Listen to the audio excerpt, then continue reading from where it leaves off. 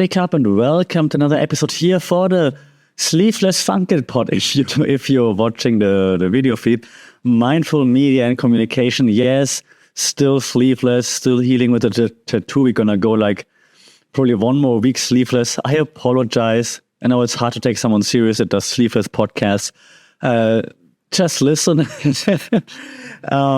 Apologies for that, but I still obviously want to get a podcast out because there are so many things are happening that need some discussion from my point of view. And since it's my podcast, that's what matters on this podcast. No, your point of view matters too. If there's anything that you would want to know, of course, from a media communication point of view, shout out, of course. I'm always happy to take listener / sleeveless shirt viewer questions and feedback into consideration. Today, however, and again, I understand it's difficult to take someone on a sleeveless shirt serious when he talks about AI, but I did feel like I have to do another AI podcast. Why? Because I actually just like last Friday, 1 week ago, today, as of time of recording Friday, 1 week ago, I gave a talk with the Chamber of Commerce here. Nice event. Thanks for organizing it, everybody who was involved and for inviting me. And it was about like AI and business communication and stuff like this. And when I was talking to the networking part of the event, I did realize that while I'm all in, and lots of the people that I talk to on a daily basis are all in, because it's the circle that I move around in, I guess, many people are not. And I mean, it's normal because you're always exposed to your in-group, right, to your circle. And then once you get out of that in-group and you talk to others, you're like, oh, hey, so I'm in this bubble. I'm in this tech communication, like early adopter bubble. Many people are not because they have other things to do, obviously, right? So not everyone can just keep up to date with like all the latest developments and so on. So I figured, hey, let's analyze a little bit more. Let's break it down a little bit more, like the impact of AI onto society / communication, because maybe not everybody is aware of the potential, the challenges, and so on, okay? So the first thing I want to say, and there's one thing that I realized with my students at university actually, is that when I talk about AI, many of the students aged 18, the younger ones to like 22-ish or so, they're like, yeah, it's just another buzzword. It's like NFTs and like crypto and stuff. So not really interested because it's a fad, it's going to go away. And I highly disagree with that. Like, I don't think that AI is in any shape or form similar to any of those buzzwords. Also, crypto is still there. It's just not as prevalent anymore, maybe, but the blockchain is not going to go away. But never mind, right? So I don't think that AI is in any shape or form related to that.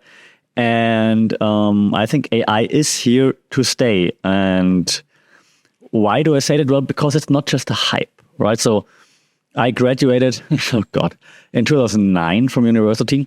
And during uni times, I mentioned it on another AI podcast before, me and my classmates, we did some work as student jobs, right? And like some of us worked for some companies that did some digital marketing and stuff like this, like early phase of digital marketing, early area of digital marketing. And then what some of the companies did was they would use crawlers, bots, to search the internet for related content. Like, let's assume you're in the travel space, you would search for travel content in 2009. You would save the travel content. I'm breaking down right now, right? You would save the travel content to the database, for example, and then you would have a program that would rewrite the travel content based on keywords and then publish it as your own blog post, automated, in 2009, 2010, whatever. So that's 14, 15 years ago, and it's kind of like what ChatGPT does now. ChatGPT and Gemini and Claude and whatnot, much, much faster, much better quality, of course, but it's not like it just happened overnight. And I think it's important to understand, to see it's not just a trend, a fad, whatever. That's why it's not going to go away. The biggest difference is that now it's at scale, and the mainstream access, the mainstream acceptance, maybe even. I think we're still far away from like my mom using it, for example, but like the amount of people using it, of course, also leads to AI companies getting more data to train the AI models on, which then in return makes the AI better. Can argue about that right now with ChatGPT 4.0. I don't think it's that great, by the way. But yeah, so that's a wedding. That's why it's not just a fad. Okay, I just want to make this clear. AI is not going to go away unless you have laws that prohibit it. But then people will find a way around, like VPNs, whatever, right? You name it. Claude, for example, the Gen AI tool from Anthropic, wasn't available outside the US for a while, and you just use a VPN. You log in via VPN, via the US VPN. Once you log in, you can use it, right? So, not to say that I did it, I would never do such a thing, but the possibility was there. Okay, so just to say why it's not a fad. Okay, it's not a fad. And what we can also see is, like, if you're familiar with it, Gartner, the research firm, they published their hype cycle about their new technologies and so on. The hype cycle that shows, like, okay, in the beginning, it's like this increased interest in a new technology. Like, I was like, oh, it's so excited, and you're like that peak of like I'm just, for lack of a better term, call it exaggerated expectations, right? You're like, oh, AI is going to change everything, but then it doesn't, and then you're hitting down the downward slope into the valley of like disillusionment is what I call it.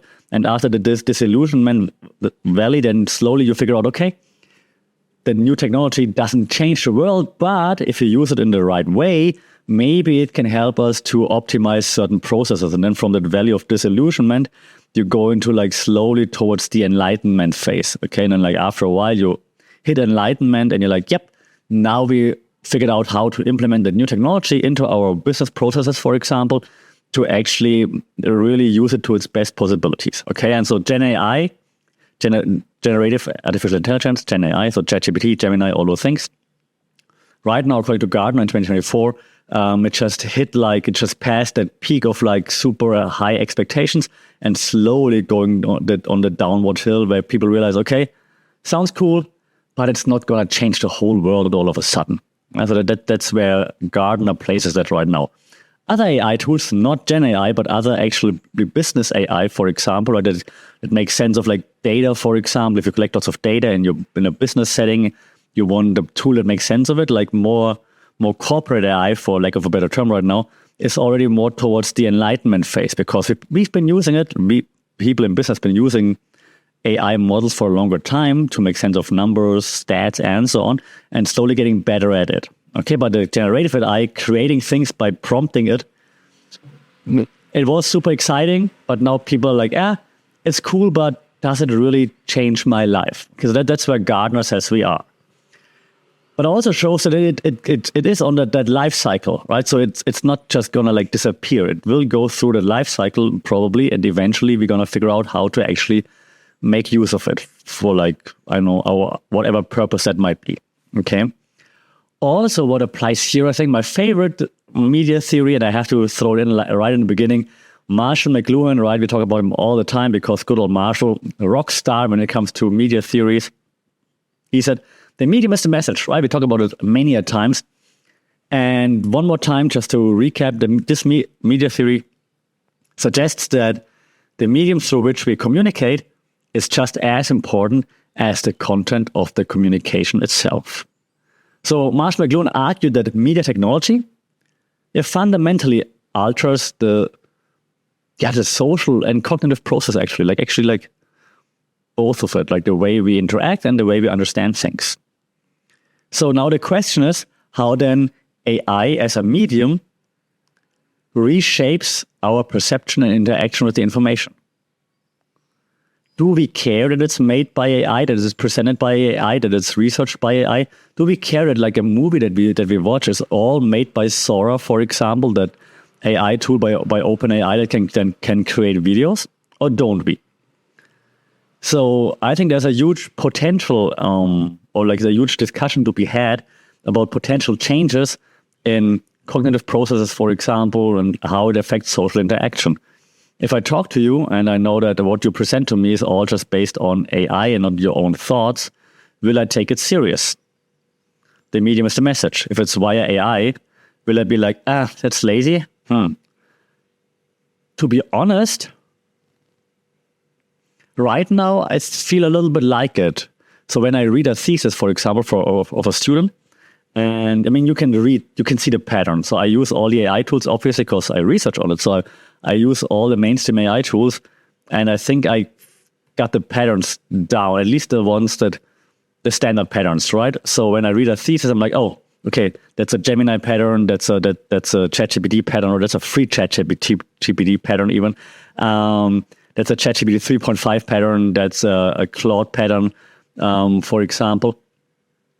I take it a little less serious. It's not that I grade it worse, because of course I do look at the content, obviously. I'm not blinded by the medium itself, but I do give the feedback saying like that reads very much like you just did it with ChatGPT, and I think you should put your own thoughts in it, and so on. I'm not going to break down all the theses right now, but so I do think that the medium actually impacts the message quite a bit.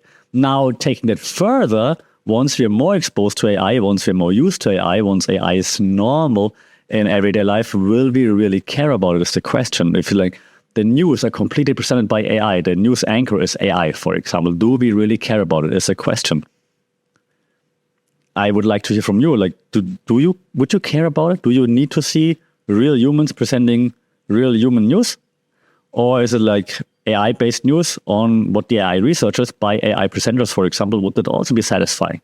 Would movies completely made in AI be okay for you? Interesting question, right? I think so. I think so too. That's what we research, by the way, in the AI and Communications Lab. So follow aicomlab.com, check out the socials. We have LinkedIn, I think. Follow us there. I think also, to add another point, I think we got to discuss the abilities of AI.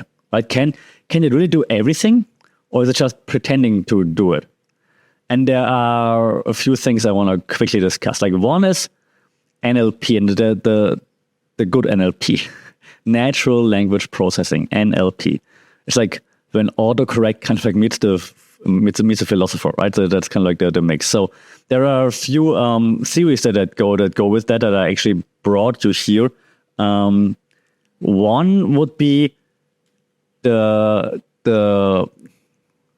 taking notes, the Sapir-Whorf hypothesis, new theory, if you listen to the podcast. So that's why I slow down. And you remember, if I bring something new, I slow down a little. If I bring something that's we talked about, like McLuhan, I go a bit faster, right? So this theory now actually suggests that the structure of a language determines, or at least greatly influences, the modes of thought and behavior characteristic of the culture in which it is spoken. Does it make sense? So in its very strong form, okay, it claims that language determines thought, basically. Okay, in its weaker form, you could suggest that language influences thought, at least doesn't determine, but it somewhat influences it. Now, the question that goes along with that, if you talk about AI today, is how does AI's language structure, or how might it shape the worldview and outputs that we have in regards to the worldview? And there are huge implications from my point of view when it comes to cross-cultural communication, language preservation, and so on.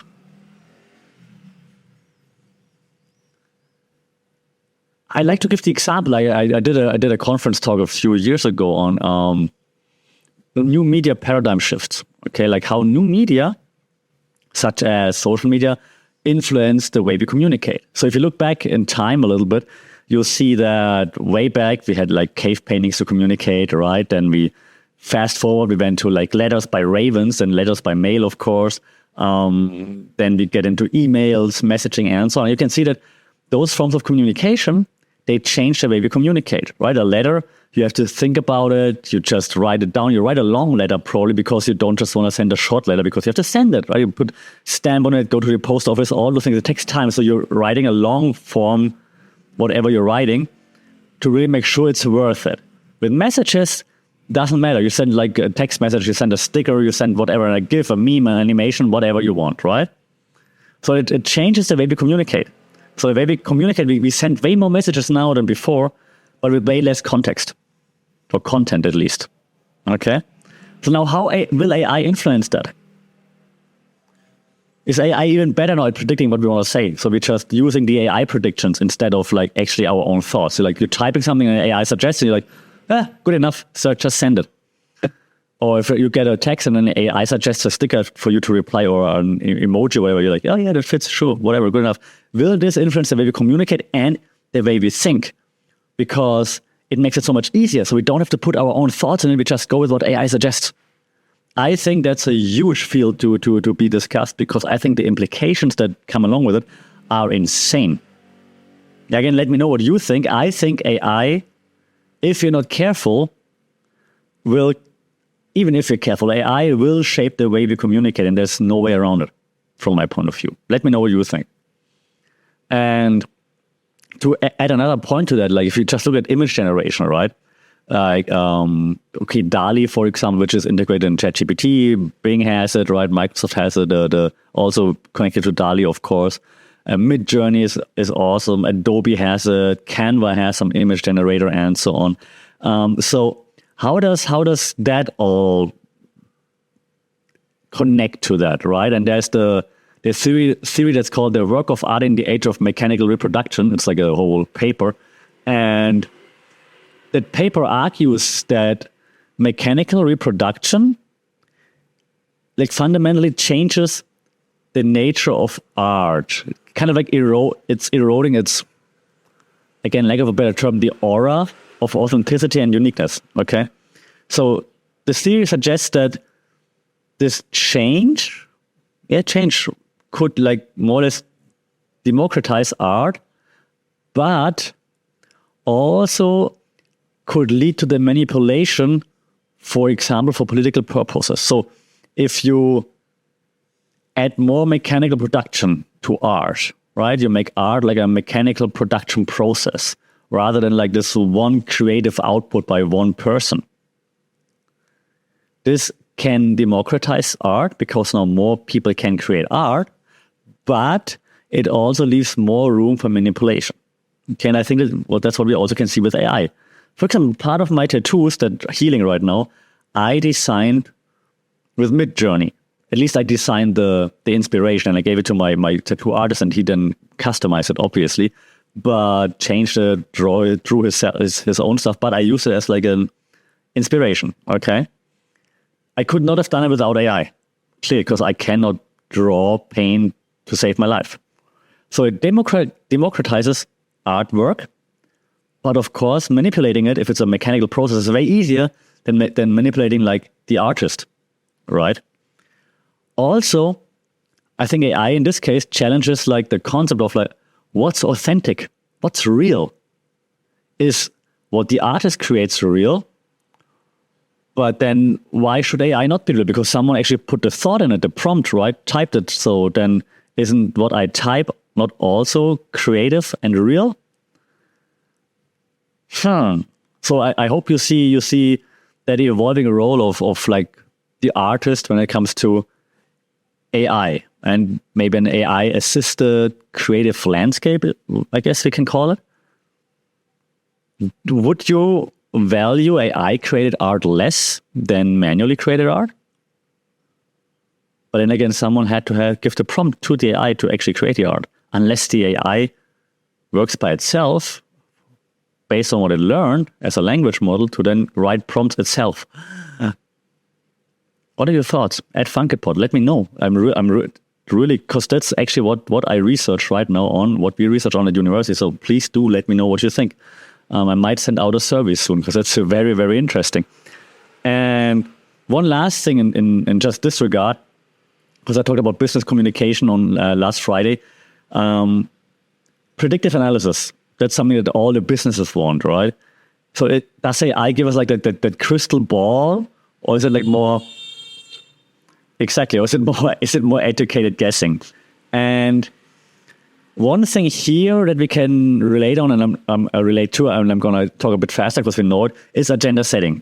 Right? Agenda setting, as you know, agenda setting theory states that the media may not tell us what to think, but what to think about. So they're really very successful in telling us, hey, think about this topic, okay? Focus on that. So this kind of posits the media focus on certain issues and subjects leads to public perception, like how the public perceives several issues as more important than others. Like you look at the European Championships, look at the Olympic Games coming soon, right? Don't look at this. Don't look at like the presidential debate, and so like two old people arguing way past their bedtime. Look over here, something shiny. Okay, that's the agenda setting theory.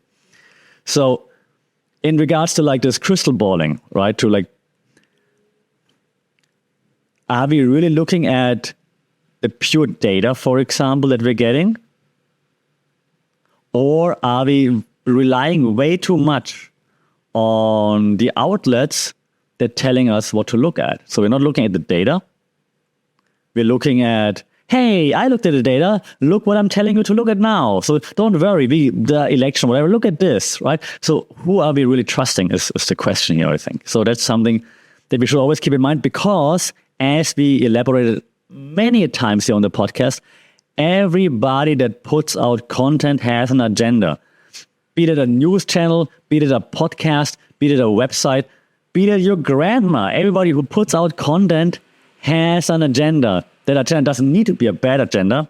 That agenda, probably like even news outlets, that they don't think it's a bad agenda, they just have a money-making agenda, right? So just be aware that everywhere, everybody, you see content, there's agenda behind it. So be aware of that, okay? That's important, because, as I said, AI-driven predictions for the election, for example, and content recommendations can be influenced. They can influence the public discourse. Now, after the debate in the US, right, now then predictions are like, oh, who won the debate? And then if you're just using AI to sway the content creation, for example, you can influence public discourse based on your agenda.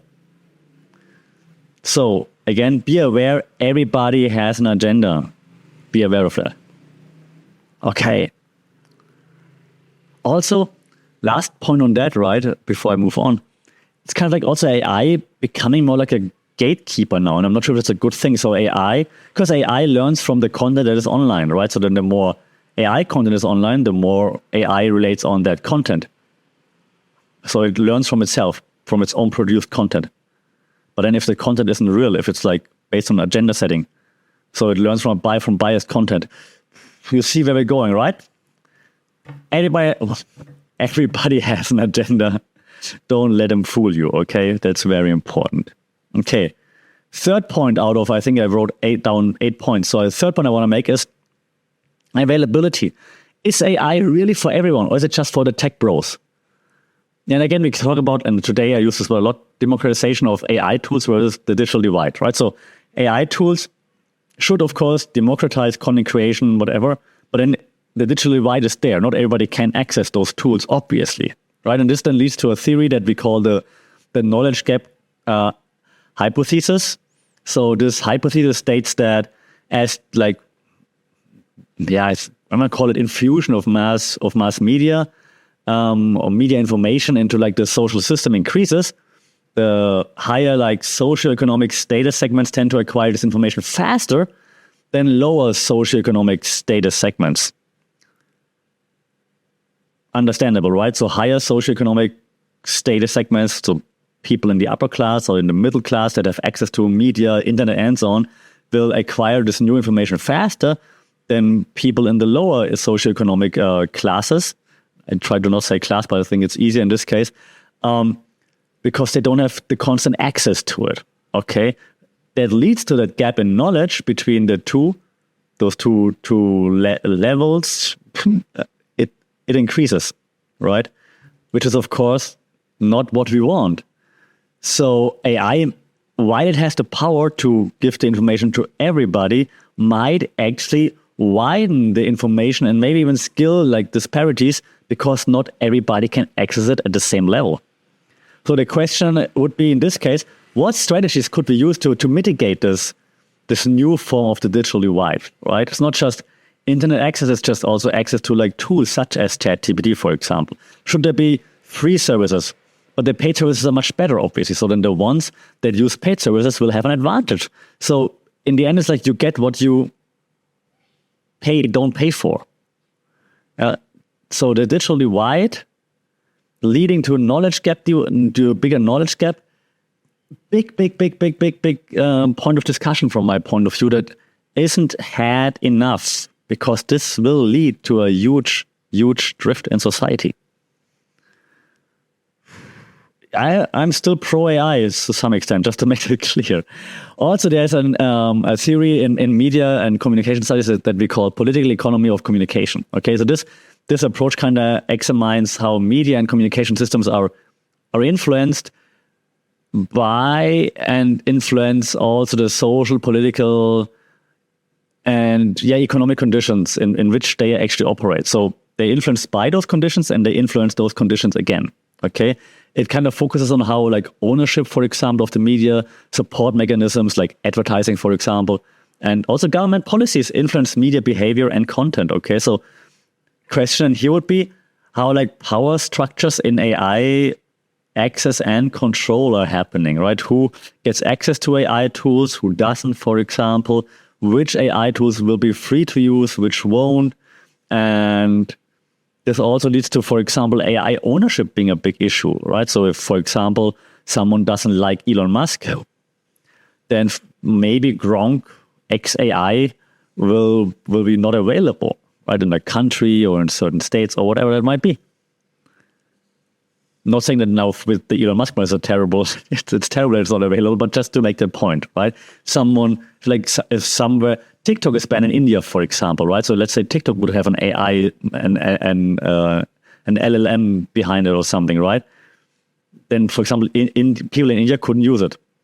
So this could then also lead to discrepancies, of course. So the question again is how power structures in AI and AI access, AI control, how they influence the way we communicate, the way we access information, data, and hence then how it influences society. This leads me to my fourth point, which is then the implementation possibilities. When we talk about implementation possibilities, right? Pardon me. So will we have an AI in every pocket? Or is it just like in those wet Silicon Valley dreams that that's the case? If you look into media content creation, right, then the algorithms kind of become the authors, right? And if you look at like some theories there, for example, there's a theory that a director's film reflects the director's personal creative vision, right? So it suggests that the best films are a result of the director, that individual's creative control, and therefore bear that unmistakable imprint of the director. So if you see like a certain director movie, you're like, okay, that's this director. I can see from the way the camera moves, the cuts, and so on, right? So now the question is, if the AI becomes that author, that director, whatever, right, that person, that program behind the creative output, the question would be, what are the implications here? If there's not an individual doing it, if it's just like just a program doing it, can you tell the AI, hey, I want my movies to all look like Jerry Bruckheimer movies, for example, like the Bad Boys opening, for example. Was it Jerry Bruckheimer? I think so. What about copyright? If we have AI authors, AI directors. What about artistic recognition? Who gets the Oscar for best director? ChatGPT? I feel like in class, you tell me. There's questions on my mind. You tell me. I think it's very, very, very difficult to come to a conclusion there. I mean, that's a reason why people want to regulate it, right? But then, should you regulate it? Isn't it then censoring? So many questions. To give an easier example, though, right? Customer service. Like chatbots are there, right? So chatbots understand you maybe even better than your partner, than a human customer service agent. And there's a theory for that. It's called social presence theory. And this social presence theory actually says that the effectiveness of communication is influenced by the degree of social presence afforded by the medium. So social presence, however, is defined as the degree to which a person is perceived as a real person in whatever mediated communication you're having, okay? This means that AI needs to have an ability to create the sense of social presence, like really actively listening to you. this leads to also what I find very interesting. I think AI models are getting there, right? They're like, yeah, hey, what's your, hey, then they call, hey, Sasha, they use your name and so on, right? So they're getting there with like giving you the attention that you want, need, deserve. So they can create more of like a feeling of a social presence. But then it leads to those psychological impacts of human AI interaction. Right? How do we the movie Her, for example? Will this happen? Will we get stronger feelings? Not with the chatbot from your customer service, but generally speaking, communicating with AI, right? In customer service, hopefully it leads to us being like, yeah, okay, I'm going to keep talking to you. I'm not annoyed that you're a bot right now, so just give me what I need. Great. And then the next step, will we have feelings for the chatbot? Is the question. Will you have feelings for the chatbot? If you're honest, shout out. I want to know. The next step also related to this is then, though, I think the easiest to understand when it comes to news, right? News curation. So will we be stuck in echo chambers, like an echo chamber on steroids? We have echo chambers in social media already, right? Your algorithm shows you what you're interested in or what you interact with, not necessarily what you like, but what you interact with the most. So then, like, will we be caught in like this steroided PED up echo chamber? Like, and here, of course, we have the filter bubble theory that you might have heard when it comes to social media. This theory just explains that algorithmic filtering of all the content online leads to intellectual isolation. Okay, because you only see stuff that you interact with, either that you agree with or that outrages you, and you're interacting with it too, right? So users became separated from information that disagrees with their viewpoints. Now that kind of like effectively isolates you, those people who fall for it, in like their own cultural and also ideological bubbles, which of course is a problem. The thing is, right, also McLuhan coined the term the global village. And you have access to the whole world thanks to the internet in our case, but it feels like a village because you can know so many things about everybody. So we're actually all connected. But the more we're connected, the more we're separated. Isn't that crazy? Because the more bubbles we are in. And it drives me nuts. Ever since I'm like in this métier of media studies, this specific thing that's happening drives me nuts. We should all be open-minded. We should all be talking to each other, but we're in our small little filter bubbles. Extremely annoying. And AI curated content, of course, will enhance that. Will make that like even more tailored to your needs, because it's much easier now to analyze data. What do you like? What do you dislike? Right? And I'm giving you more of that. So we gotta have to figure out how to maintain a diverse information exposure. But the thing is, you need to be actively doing that. You need to actively search for other sources that don't agree with you. And it's hard to do, especially after like a long day at work, you're coming home. You don't want to actively search for someone to disagree with. You're like, okay, check your social media feed. Oh, look at them. Yeah, I knew Biden is Trump is whatever, right? It's hard to get out of that. It's so hard, but we have to. So don't give up. It's all a mindset thing. So get into the right mindset and don't be stuck. Okay, it's important. Okay, a few more things before I wrap it up. Speed of implementation. Also, one of the things I talk about in class a lot. The AI revolution is coming soon. Is it? Like, I think, kind of like.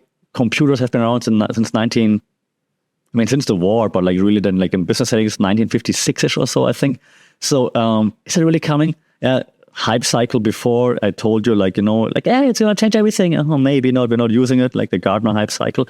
And one of my favorite series this year so far, I'm going to throw it in there too, diffusion of innovation. We talked about it the last 2 or 3 podcasts already, so that's why I keep it short, so I talk fast, right? So this theory, again, seeks to explain like how, why, and what rate new ideas and technologies spread.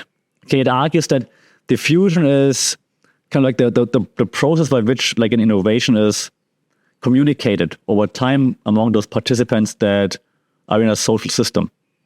Okay, this is also a cultural background, by the way. For example, like speed of implementation of new technologies happens faster in cultures such as maybe.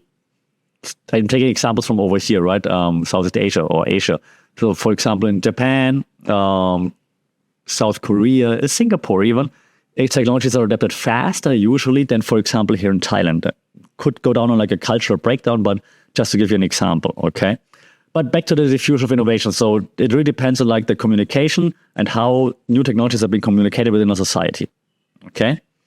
So then the adoption pattern of AI across different sectors is interesting to look at, right? So for example, tech people, they're more into like tech and innovation, of course, they use it faster than people that are not. So now, what do you have more of? Do you have lots of tech people in a society? Don't you, for example? Is a society like tech averse, for example, or are they pro-technology? So there are several factors like this influencing AI adoption rates, right? Again, the culture playing a big part in it. Like, such, for example, Thai culture usually being a little bit slower in adapting it than other cultures, for example. Okay. Also, there's a big gap between research breakthroughs and practical applications, obviously. Just because you have a research breakthrough doesn't mean it's practically applicable. So and the theory that aligns with this is what we call the two-step flow model. It's an older model already, but it fits here as well because it suggests that information from the media moves in two distinct stages. Okay. The first are like opinion leaders who pay close attention to what's happening in the media and the messages they receive, the information. And the second, those leaders pass on the message. So if there's a research breakthrough, right, you're not hearing about it. Why? Because we cannot take in all the information in the world, right? We rely on key opinion leaders, news anchors, influencers, whatever that might be, to give us the right information, right? So we are not getting the information from up there. We're getting the information from the key opinion leader that looks up there and then makes like sense of it, for example. Okay. So that's the two-step flow model. So now AI innovations are communicated beyond the tech community by key opinion leaders, by influencers, by news anchors, and so on. So we're not getting the latest information on AI, right? We're getting like what those opinion leaders, what they're telling us. Okay. So that's a very important part here, I believe. So who do we follow? Who do we trust? Do we really pay close attention, or is it just like, hey, here's a new AI thing, try it? If MKHBD says, hey, here's Marquise Brownlee says like, hey, here's a new AI tool, try it. We're like, yeah, sure. Yeah, or do we really pay close attention? Also, the limitations of AI, like the kryptonite of AI, like common sense and ethics. I hope you have some. Now, bias in, bias out.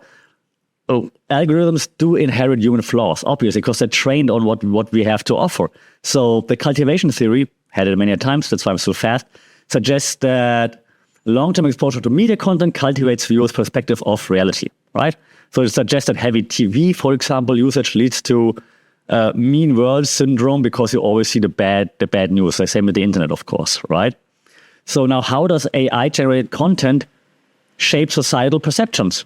Similar to what we discussed before. So if AI shows you a certain kind of content, then your perception will be shaped by that. Okay, and of course, it's easier to create AI content than real content, for lack of a better term. Okay, so then the question is, can we identify AI-generated content, and can we identify content that is biased?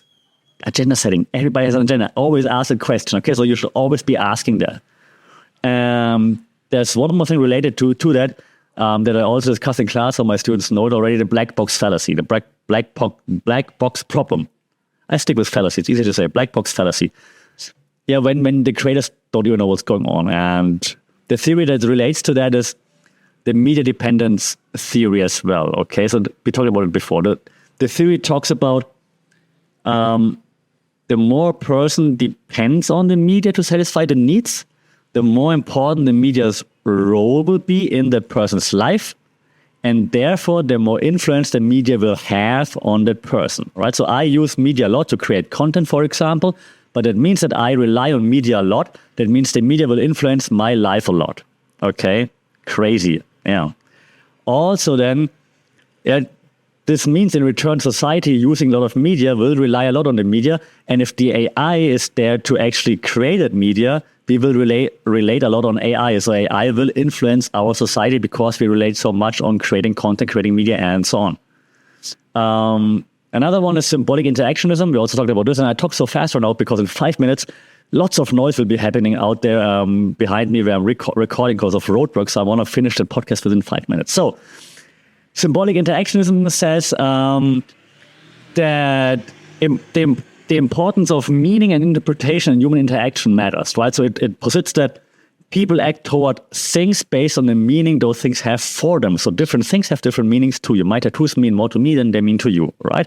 So these meanings are derived from social interaction and modified through interpretation. So people hate on tattoos, like, I don't want to have a tattoo, for example. So AI has challenges in interpreting like complex human communication. Right? So while we have lots of context, if you're talking to each other, communicating, AI does not. How do we teach AI context? How do we teach AI body language? How do we teach AI intonation? How do we teach AI sarcasm? And so on. It's very, very difficult.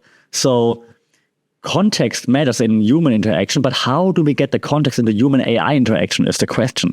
That's why you should never blindly trust AI. You can tell AI, hey, AI, be funny, be sarcastic, but it's not going to work that well because AI doesn't have context-based communication the way that we have. Yes, you can add context to communication and machines do that by labeling things, for example, but still the context that humans have is completely different because we are more aware of like what's around us. Okay, so context-driven AI human interaction still a big thing and still like a very big thing that prevents AI from being as good as it should be in order to replace us, for example. Okay, quickly, the dangers is it Skynet or is it just dump internet? Of course, misinformation is a big thing. Misinformation on steroids, if you will. Again, for example, deep fakes, synthetic media.